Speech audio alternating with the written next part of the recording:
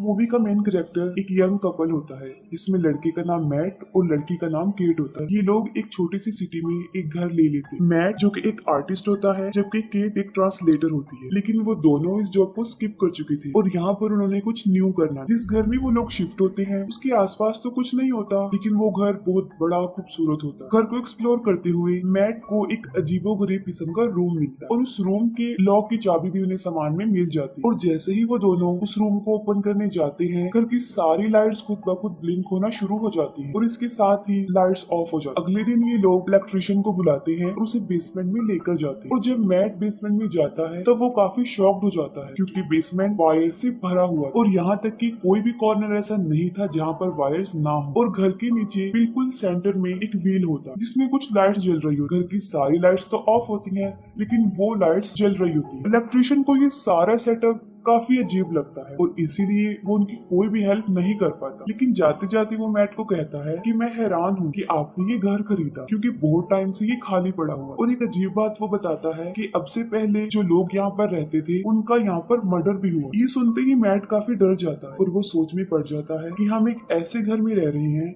जहाँ पर किसी का मर्डर हुआ और जाहिर है उन लोगों के लिए ये काफी डेंजर था। ये सब बातें वो केट से डिस्कस नहीं करता और खुद नेट पर सर्च करता है। तब उसे पता चलता है कि 1975 में एक लड़के ने उस घर में रहने वाले कपल को मार दिया था, लेकिन उन्हें मारने की रीजन आज तक पता नहीं चली और उसके बाद उस लड़के को एक मेंटल असाइलम में भेज दिया गया। इन सब बातों के बाद मैट एक लैंप लेकर अकेला ही उस रूम में बैठा रहता है और वो विश करता है कि काश मेरे पास एक और ड्रिंक की बोतल। और तब उसके पास पड़ा हुआ लैंप ब्लिंक करता है और कुछ देर के लिए लाइट चली जाती है और जब लाइट आती है तब उसके सामने वाइन की एक बोतल पड़ी होती है जिसे देखकर वो काफी डर जाता है कि ये क्या हुआ। और वो बोतल एग्जैक्टली उसकी बोतल जैसी ही होती है। नेक्स्ट मॉर्निंग जब केट उठती है तो वो देखती है कि घर की सारी लाइट्स ब्लिंक कर रही हैं और वो मैट को देखने के लिए उसी रूम में जाती है। और जब केट उस रूम में जाती है तब वो देखती है कि वो रूम मुख्तलिफ चीजों से भरा हुआ है जिनमें पेंटिंग्स होती हैं, ड्रेसेस होती हैं और भी अलग तरह की चीजें होती हैं। और तब मैट उसे रियलिटी बताता है कि ये रूम हमें हर वो चीज दे सकता है जिसकी हम विश करें। और मैट केट को भी विश करने को कहता है। इस पर केट कहती है कि मुझे अच्छी सी जॉब दे दो। इस पर मैट उसे समझाता है कि ये रूम कोई चीज देता है, जॉब नहीं दे सकता। किसी थीम की ख्वाहिश करो और फिर तुम्हें वो मिल जाएगी। तब वो पैसों की डिमांड करती है जिस पर वो लाइट फिर से ब्लिंक होती है और एक कॉर्नर में उन्हें पैसे मिल जाते। पहले तो केट को ये सब कुछ अच्छा नहीं लगता, इस पर मैट उसे काफी समझाता है, लेकिन इसके बाद उन लोगों को इसके बारे में काफी क्रेज हो जाता है और वो अलग अलग किस्म की ड्रिंक्स मंगवाते हैं, डायमंड्स विश करते हैं, expensive jewellery, expensive dresses wish करते हैं, ड्रग्स पार्टी और ऐसा काफी दिनों तक चलता रहता है। और उन सारे पैसों की वो एक दीवार बना देते हैं। उस रूम से वो लोग काफी कुछ ले चुके होते हैं, काफी खुश होते हैं, काफी इंजॉय कर चुके होते हैं, लेकिन अब उस रूम के इनवैलिड होने का टाइम आ चुका होता है जिस पर केट काफी परेशान रहने लगती और मैट उसे फैमिली प्लानिंग के बारे में ट्राई करने का कहता है। लेकिन इस बात पर केट राजी नहीं होती क्योंकि इससे पहले भी 2 बार उसका मिसकैरेज हो चुका है। इन दोनों में काफी बहस होती है। तब फ्रेश एयर लेने के लिए मैट घर से बाहर चला जाता है और केट उदास होकर घर में ही बैठी रहती है। उसके दिमाग में एक अजीब सा आइडिया आता है और वो उस रूम में जाकर बच्चे की विश कर देती है। इसके बदले में उसे बच्चा मिल भी जाता है। जब मैट घर में आता है और उस बच्चे को रोता हुआ देखकर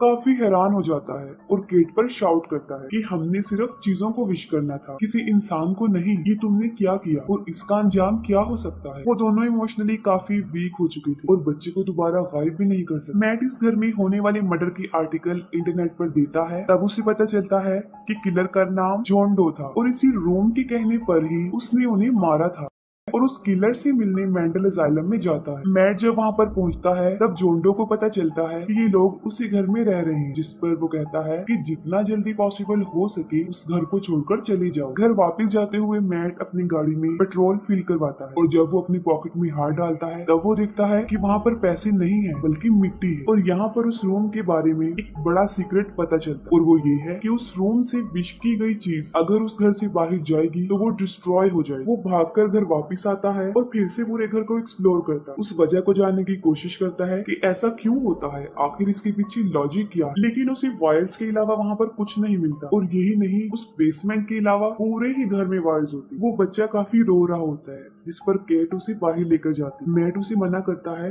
कि उसे बाहर मत लेकर जाओ, लेकिन असल रीजन नहीं बताता। लेकिन इसके बावजूद भी वो उस घर से बाहर चली जाती है और जैसे ही वो बाहर जाती है बच्चा जोर जोर से रोना शुरू कर देता है। उसके कलर भी चेंज होना शुरू हो जाते हैं। कुछ देर के बाद बच्चे के रोने की आवाज तो बंद हो जाती है, लेकिन केट जोर जोर से चिल्ला रही होती है जो कि मैट को बुला रही होती है। तब मैट उन दोनों को अंदर लेकर आता है और तब हम एक बड़ी अजीब चीज देखते हैं कि उनका वो छोटा सा बच्चा, और वो छोटा बच्चा नहीं रहा था बल्कि वो तकरीबन 7-8 साल का लड़का बन चुका था। और फिर हमें पता चलता है कि अगर कोई जिंदा चीजें वो रूम देगा, अगर वो उस घर से बाहर जाएंगी तो उनकी उम्र आहिस्ता आहिस्ता बढ़ती जाएगी और एज इंक्रीज होने की वजह से वो बूढ़ा हो जाएगा और मर जाएगा। और यही वजह है कि उसे अंदर रखना पड़ना था। जब ये सब कुछ केट को पता चलता है तो वो काफी शॉक्ड हो जाती है, लेकिन तब तक वो बच्चे को एक्सेप्ट कर चुकी होती है। और तब के बाद उन दोनों हस्बैंड वाइफ में रिलेशन कुछ अच्छा नहीं होता, यहाँ तक कि सेपरेट रूम में रहने लग जाते। केट अपने बच्चे शेन को ही अपना सब कुछ समझ चुकी और मैट अपने रूम में ब्लैक एंड व्हाइट कलर करता था। शेन देखने में, रहने सहने में बाकी बच्चों जैसा ही होता है, लेकिन उसका बाहर जाना अलाउ नहीं होता। और शेन को लेकर उन दोनों में काफी क्लैश रहता था। एक दिन उन दोनों की झगड़े की वजह से शेन सारी रात सोता नहीं है, वो उस पूरे घर में ही घूमता रहता है और घर में घूमते फिरते वो उस बेसमेंट में चला जाता है और उन वायर्स उस व्हील के पास पहुंच जाता है और आहिस्ता आहिस्ता उसके सामने सब कुछ एक्सपोज होना शुरू हो जाता है और वो उस रूम में भी चला जाता है। तब उसे उसका सीक्रेट पता चलता है कि वो इस दुनिया में कैसे है और उसे ये भी पता चल जाता है कि उसके पास काफी पावर्स भी है। तो फिर अगले दिन शेन अपने इमेजिनेशन से उस रूम को बहुत बड़ा गार्डन बना देता है जहाँ पर बहुत सारे ट्रीज होते हैं, आइस भी होती है जिसका वो स्नोमैन बना देता है। केट जो कि उस बच्चे के साथ खुश होती है क्योंकि वो उसे अपना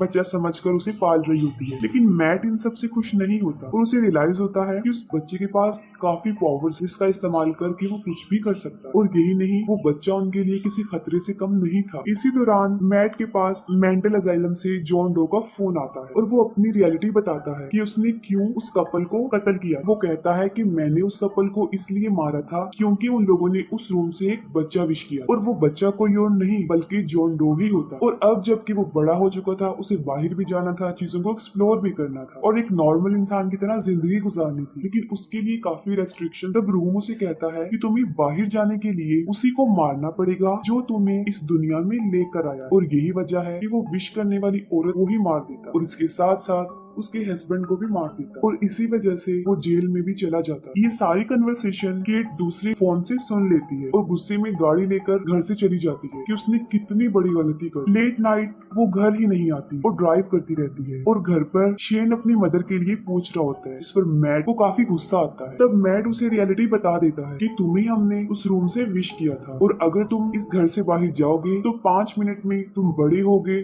और बूढ़े होकर मर जाओगे। और तब वो उसे घसीटते हुए जानबूझकर दरवाजे के पास लेकर आता, लेकिन फिर उसे इस बात का एहसास होता है कि जो भी है तो वो एक बच्चा ही, जिस पर वो उस बच्चे से सॉरी कहता है और उसे एक स्टोरी सुनाता है और वो बिल्कुल ऐसे ही हो जाते हैं जैसे बाप और बेटा। और जब आधी रात को केट घर वापस आती है तो वो उन दोनों को साथ देखकर काफी खुश हो जाती है कि आफ्टर ऑल मैट ने उस बच्चे को एक्सेप्ट तो किया। फिर मैट की आंख खुल जाती है और वो दोनों रूम में अकेले होते हैं और शेन उन दोनों को दरवाजे के बाहर से देख लेता है और वो अपने दिल में अपनी मदर के लिए एक अट्रैक्शन को फील करता है और उसे सारी रियलिटी भी पता चल जाती है। और अगले दिन जब वो घर से बाहर जाता है और जब अंदर वापस आता है तो एक 17-18 साल का लड़का बन चुका होता है और अंदर आकर वो मैट को मारने की कोशिश करता है। इस दौरान केट को चोट लग जाती है और वो बेहोश हो जाती है। जब केट होश में आती है तब मैट उसे बताता है कि हम दोनों के दरमियान फाइट हुई थी और इसी दौरान वो मर गया। और ये सुनकर वो दोनों काफी दुखी हो जाते हैं कि कुछ दिनों के लिए हमें एक बच्चा मिला था और वो चला गया है। तब केट उसे कहती है कि मैं इस जगह पर रहना नहीं चाहती, मैं यहाँ से जाना चाहता। तब मैट उसे कहता है कि हमारे पास पैसे नहीं है और सबसे बड़ी बात ये कि यहाँ पर हमें सरवाइव करने के लिए सब कुछ मिल सकता है और हमें ये जगह छोड़नी नहीं चाहिए। केट को एहसास होता है कि मैट का बिहेवियर बदलता जा रहा है और वो काफी अजीब होता जा रहा है और देखते ही देखते वो उसके साथ जबरदस्ती करने लगता है। और तब पता चलता है कि वो मैट नहीं है, वो शेन है जो कि एक मैन बन चुका। शेन जो कि अपनी पावर्स के बारे में जानता था और वो मैट इसलिए बना था क्योंकि केट के लिए उसके दिल में इमोशंस बढ़ते ही जा रहे हैं। फिर शेन उस रूम को कन्वर्ट करके अपने घर जैसा ही बना लेता जैसा उनका घर था। केट जो कि बेहोश होती है शेन उसे उठाकर उस रूम में लेकर जाता है। मैट जो कि बेहोश होता है, उसकी आंख खुलती है और वो पूरे घर में उन दोनों को ढूंढता है, लेकिन इसके बावजूद भी वो दोनों उसे कहीं भी नहीं मिलते और यहाँ तक कि वो रूम भी लॉक होता है और उसके साथ वाली दीवार में वो बहुत बड़ा हॉल करके अंदर चला जाता है और वहाँ पर उसे बहुत सारी वायर्स मिलती जिन्हें वो हटाकर उस दीवार के दूसरे पार्ट चला जाता है और वहाँ पर उसे अपने घर जैसा ही